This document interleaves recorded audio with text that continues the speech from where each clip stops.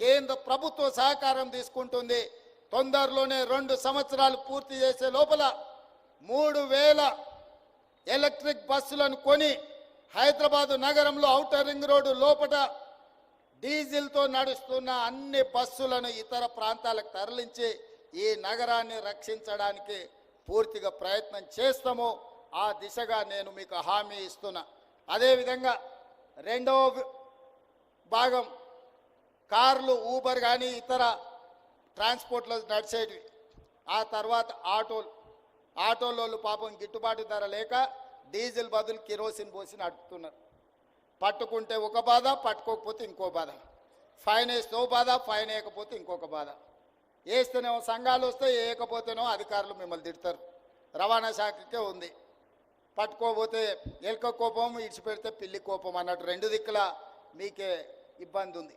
అందుకే ఇవాళ నేను మా రవాణా శాఖ మంత్రి గారికి సూచన చేస్తున్నా, ఈ డీజిల్ ఆటోలు అన్నిటిని కూడా ఔటర్ రింగ్ రోడ్ అవతలికి పంపించండి. వాళ్ళందరూ ఎలక్ట్రిక్ ఆటోలు కొనుక్కుంటే వాళ్ళకి ఏ రకంగా మనం ప్రత్యేక పథకాలు ఇవ్వగలమో వాటిని మీ అధికారులతో మాట్లాడి ఒక ప్రణాళిక తీసుకురండి. ప్రతి పేదవాడు ఎలక్ట్రిక్ ఆటో కొని హైదరాబాదు నగరంలో నడుపుకుంటే వాళ్ళని ఏ విధంగా ఆదుకోవాలనో ఒక ప్రత్యేకమైన పథకం తీసుకురండి. ఈ నగరంలో తిరుగుతున్న డీజిల్ ఆధారిత ఆటోలన్నిటిని కూడా నగరం బయటికి పంపించడం ద్వారా ఈ నగరాన్ని కాలుష్య రహిత నగరంగా తీర్చిదిద్దాలి. ఇవే కాదు, చెరువులు, కుంటలు, నాలాలు ఆక్రమించుకున్నారు. ఇవాళ ఆక్రమించుకోవడంతో ఆ చెరువులలో ఉండాల్సిన నీళ్లు, తగ్గాల్సిన కాలుష్యం రోడ్ల మీదకి వస్తుంది. రోడ్ల మీద నుంచి మన ఇండ్లకు వస్తుంది.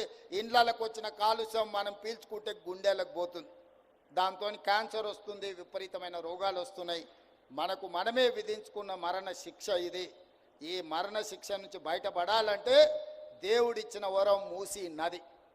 మూసీ నదిని పునరుజ్జీవింపజేసుకొని మూసా పరివాహక ప్రాంతం, ఈసా పరివాహక ప్రాంతం నుంచి వచ్చే నీళ్లు వర్షాకాలంలోనే వస్తాయి. కానీ సంవత్సరం మొత్తం మూసీ కలకలలాడాలంటే గోదావరి నదిని మూసీతో అనుసంధానం చేసి ఉస్మాన్ సాగర్, హిమాయత్ సాగర్ నుంచి మూసీ మొత్తం ఎప్పటికప్పుడు మంచి నీళ్లను ప్రవహింపజేయడం ద్వారా ఈ మూసీలో ఉన్న కాలుష్యాన్ని కడగొచ్చు. హైదరాబాదు నగరాన్ని పట్టి పీడిస్తున్న ఈ కలుషితమైన వాతావరణం నుంచి మన నగరాన్ని కాపాడుకోవచ్చు. ఇవన్నీ చెయ్యాలి. ఇవన్నీ జరగాలి అంటే మీ ఆశీర్వాదం ఉండాలి. అందుకే ఈరోజు ఈ నగరాన్ని కాలుష్యం నుంచి కాపాడాలి.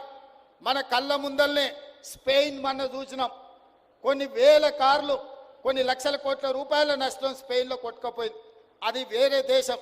కానీ ఢిల్లీ మనం కళ్ళతో చూసినాం, చెన్నై మన కళ్ళతో చూసినాం, ముంబై మన కళ్ళతో చూసినాం. మరి మన హైదరాబాద్ను కూడా ఇంకొక కల్లోలిత నగరంగా మనం మార్చుకుందామా? లేదా కొంత కఠినమైన నిబంధనలు పాటించి వాటిని అమలు చేయడం ద్వారా రవాణా శాఖకు మనం సహకరించి ఆర్టీసీ కార్మికులను మనం ప్రోత్సహించి ఈ కాలుష్యాన్ని నియంత్రించినప్పుడే మన బతుకులు బాగుపడతాయి, మన జీవన ప్రమాణాలు పెరుగుతాయి. మనం ఇంకా 100 ఏళ్ళు బతకడానికి అవసరమైన వాతావరణాన్ని నగరంలో తెచ్చుకోవాలి. ఈ నగరంలో ఇవన్నీ తెచ్చుకోవాలి అని అంటే రవాణా శాఖ పూర్తి స్థాయిలో పని చేయాలి. ప్రజలు వాళ్లకు సహకరించాలి. అందుకే మిత్రులారా, ఈ హైదరాబాదు నగరాన్ని కాలుష్య రహిత నగరంగా మార్చడానికి అవసరమైన నియమ నిబంధనలు, విధి విధానాలను మా ప్రభుత్వం తీసుకొస్తుంది. కొన్నిసార్లు నిబంధనలు కఠినతరమైన వాటిని అమలు చేస్తాం. అధికారులకు వాటిని అమలు చేసేటప్పుడు స్వేచ్ఛనిస్తాం. మీరందరి నగరం మనది. ఈ నగరంలో మనమే ఉన్నాం. మనం కాదు, మన భవిష్యత్ తరాలు ఇక్కడ నివసించాలి.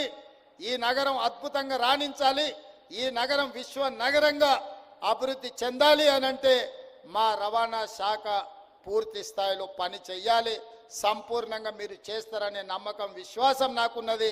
మా మిత్రుడు పొన్నం ప్రభాకర్ గారు ఏ విధంగా అయితే తెలంగాణ ఉద్యమంలో క్రియాశీలక పాత్ర పోషించిండో ఈ కాలుష్యాన్ని తరమడంలో కూడా అదే విధంగా ఒక ఉద్యమకారుడు అవతారం ఎత్తి ఈ కాలుష్యాన్ని పారదోలి ఈ నగరాన్ని కాపాడుకోవడానికి, ఒక అద్భుతమైన నగరంగా నిర్మించుకోవడానికి మీ అందరి సహకారం ఉండాలి. మీ సమస్యల్ని ఎప్పటికప్పుడు చర్చించడం ద్వారా మీ సమస్యల్ని పరిష్కరించుకుంటూ ముందుకు వెళ్తాం. ఈ సంవత్సరం ఏ విధంగా అయితే మీరు సహకరించారో భవిష్యత్ కాలంలో కూడా మీ సహకారం సంపూర్ణంగా ఉండాలని తెలియజేస్తూ మీ అందరి దగ్గర సెలవులు తీసుకుంటున్న మిత్రులారా.